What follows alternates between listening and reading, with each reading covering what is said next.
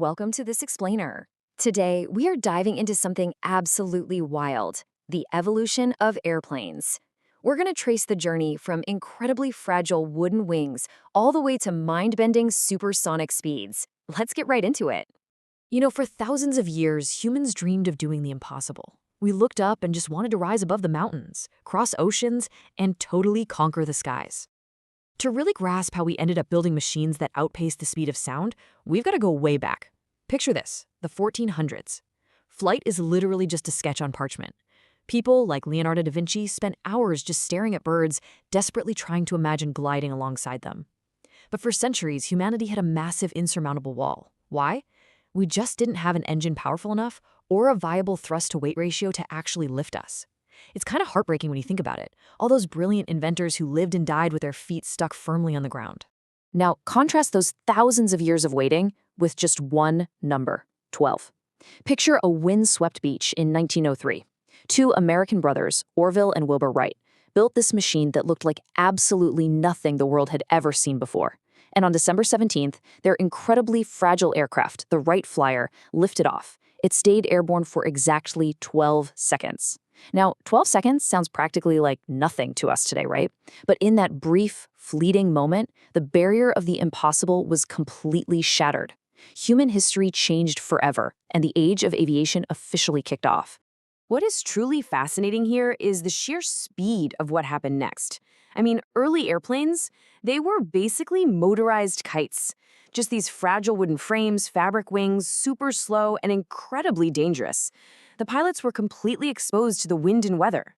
But then war broke out in 1914, and innovation was suddenly forced into absolute overdrive. Almost overnight, aerodynamics got better, engines grew remarkably stronger, and maneuverability just skyrocketed. The airplane went from this weird experimental curiosity into a highly formidable weapon, completely changing the tactics of modern warfare and giving birth to those legendary, dramatic aerial dogfights. And that technological acceleration, it definitely didn't stop there. After World War I, we moved right into the golden age of civilian flight. It was this highly romantic era, perfectly summed up in 1927 when Charles Lindbergh crossed the Atlantic Ocean entirely alone. The whole world watched in awe as flying became this ultimate symbol of boundlessness and adventure. But as the 1930s closed out, global conflict came roaring back. World War II sparked a terrifyingly fast, exponential leap forward in engineering. The days of wood and fabric? Completely over. They were entirely replaced by sleek, riveted metal aircraft bodies and advanced high-frequency radar systems taking to the skies. In fact, World War II basically rewrote the fundamental DNA of the airplane. Think about the Spitfire, the Mustang, the Zero, the Messerschmitt. These weren't just vehicles anymore. They were devastating machines built for total dominance. Aviation was pushed to its absolute extremes. Suddenly, aircraft were dramatically faster, structurally far superior, and vastly deadlier. The skies were heavily contested by these highly engineered fighters, flying right alongside massive heavy bombers that carried world-altering payloads across entire continents. At this point, the airplane didn't just participate in the war, it had become one of the most critical, paradigm-shifting technologies on Earth. Then, right in the middle of the 1940s, a monumental shift completely rewrote the rules of physics for aviation: the jet engine. By ditching traditional propellers and using concentrated, sheer thrust, aircraft could suddenly hit incredible speeds and extreme altitudes that everyone thought were totally unreachable. This let jet fighters completely dominate the skies with agility like we'd never seen. But hey, a breakthrough this massive wasn't going to stay strictly military for long. Commercial aviation quickly jumped into the jet age. Aircraft like the iconic Boeing 707 adopted this exact thrust technology, totally transforming international travel and suddenly bridging continents in just a matter of hours. And soon enough, all that sheer power was scaled way up to meet a massive societal demand. Enter the absolute giant of the skies, the Boeing 747, famously known to all of us as the jumbo jet.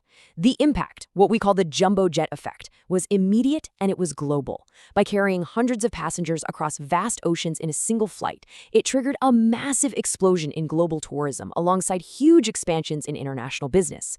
Almost overnight, flying transitioned from this highly exclusive, super rare luxury into an accessible, everyday reality for millions of people. Literally, the world just shrank. How about flying across the Atlantic in under 4 hours? Yeah, that was the actual reality of the Concorde. You see, human ambition didn't just stop at making planes bigger. We wanted to outpace sound itself. The Concorde was an absolute marvel. It was incredibly futuristic, totally luxurious, and unbelievably fast, hitting Mach 2 over the ocean.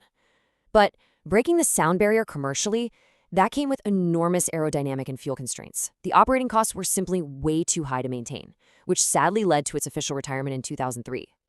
Still, that dream of everyday supersonic travel, it absolutely continues to captivate aerospace engineers today. Now, while commercial flight was busy focusing on fuel efficiency and passenger volume, military aviation was pushing deep into the extraordinary. Look at today's masterpieces, like the F-22 Raptor, the F-35 Lightning II, and the Su-57. Guys, these are essentially flying supercomputers. They utilize radar-absorbent stealth geometry, they integrate real-time artificial intelligence to make decisions, and they can track targets from hundreds of kilometers away using highly advanced sensor fusion. We've literally reached a point where the pilot is as much as a systems manager as they are an aviator, operating a machine that totally defies the traditional limits of aerodynamics. So, that begs the obvious question.